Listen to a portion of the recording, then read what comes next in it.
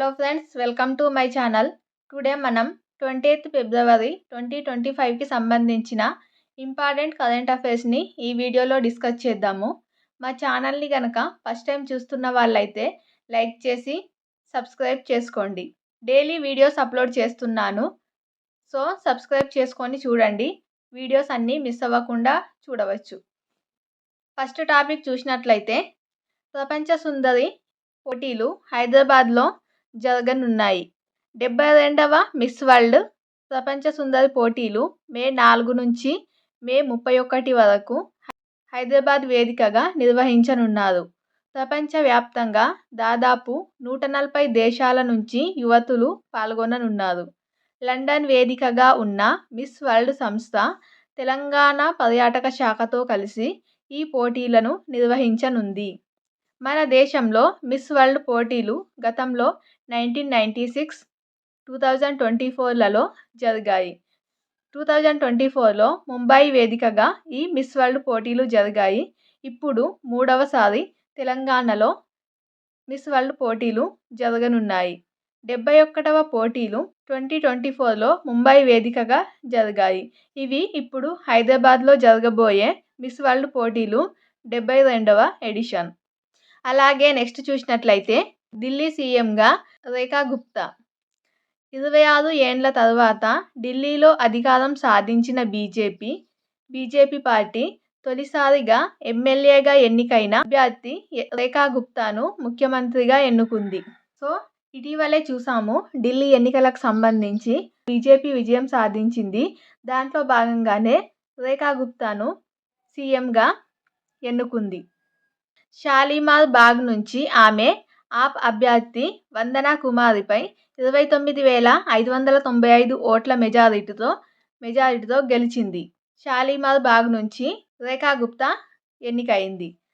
సుష్మా స్వరాజ్, షీలా దీక్షిత్, అతిశీల తర్వాత ఢిల్లీ ముఖ్యమంత్రిగా పీఠాన్ని అధిరోహించనున్న 4వ మహిళగా ఆమె నిలవనున్నారు. నెక్స్ట్ చూసినట్లయితే ఆర్ఎస్ఎస్ నూతన కార్యాలయం. దేశ రాజధాని ఢిల్లీలో సర్వహంగులతో కొత్తగా నిర్మించిన రాష్ట్రీయ స్వయం సేవక్ సంఘ్ ఆర్ఎస్ఎస్ను అధికారికంగా ప్రారంభించారు. ఆర్ఎస్ఎస్ అధినేత భగవత్ అధ్యక్షత వహించారు. దీనికి కేశవ్ కుంజ్ అని పేరు పెట్టడం జరిగింది. అలాగే నెక్స్ట్ చూసినట్లయితే మిలింద్ రేగే కన్నుమూత.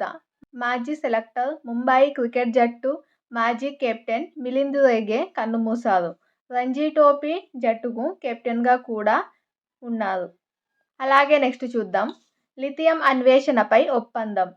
రీఛార్జబుల్ బ్యాటరీల తయారీలో కీలకమైన లిథియం అన్వేషణతో పాటు గనుల రంగాల్లో పరస్పరం సహకరించుకునేందుకు భారత్ అర్జెంటీనాలు అవగాహన ఒప్పందం చేసుకున్నాయి. కేంద్ర బొగ్గు గనుల శాఖ మంత్రి కిషన్ రెడ్డి, అర్జెంటీనాలోని కేటమార్కా గవర్నర్ రౌల్ అలెజాండ్రోజా లీల్లా సమక్షంలో భారత ప్రభుత్వ రంగ సంస్థ mineral exploration and consultancy limited, Catamarca provincial ప్రభుత్వ ప్రతినిధులు ఢిల్లీలో ఒప్పందం కుదుర్చుకున్నారు. ఇటీవల రీఛార్జబుల్ బ్యాటరీల తయారీలో లిథియం అన్వేషణలో ఏ దేశాల మధ్య అవగాహన ఒప్పందం కుదిరింది అంటే భారత్, అర్జెంటీనా. అలాగే నెక్స్ట్ ఇంపార్టెంట్ టాపిక్ 25th నుంచి బయో ఆసియా సదస్సు. లైఫ్ సైన్సెస్, హెల్త్ కేర్ రంగాలకు సంబంధించి ఆసియాలోనే అతిపెద్ద సదస్సు బయో ఏసియా 2025 ఈ నెల 25న హైదరాబాద్లోని HICCలో 2 రోజుల పాటు కొనసాగనుంది. ఈ బయో ఏసియా సదస్సును సీఎం రేవంత్ రెడ్డి ప్రారంభిస్తారు. ఈ సదస్సు ప్రారంభమైనాక దానికి సంబంధించిన కంప్లీట్ ఇన్ఫర్మేషన్ చూద్దాం. అలాగే నెక్స్ట్ చూసినట్లయితే 16,140 మెగావాట్లకు చేరిన విద్యుత్ డిమాండ్. రోజువారీ విద్యుత్ డిమాండ్ గరిష్ట స్థాయికి చేరింది. బుధవారం నిన్న ఉదయం 7 గంటలకు 16,140 మెగావాట్ల అత్యధిక విద్యుత్ డిమాండ్ నమోదైంది. రాష్ట్ర చరిత్రలో 16,000 దాటడం ఇదే తొలిసారి. అలాగే నెక్స్ట్ చూసినట్లయితే పశు వైద్య టీకాల ఉత్పత్తి కేంద్రం. పశువైద్య టీకాల కోసం ఒక ఉత్పత్తి కేంద్రాన్ని ఏర్పాటు చేయనున్నారు. దేశంలోనే అతిపెద్ద పశువైద్య టీకాల ఉత్పత్తి కేంద్రాన్ని స్థాపించాలని రాష్ట్ర ప్రభుత్వం నిర్ణయించింది.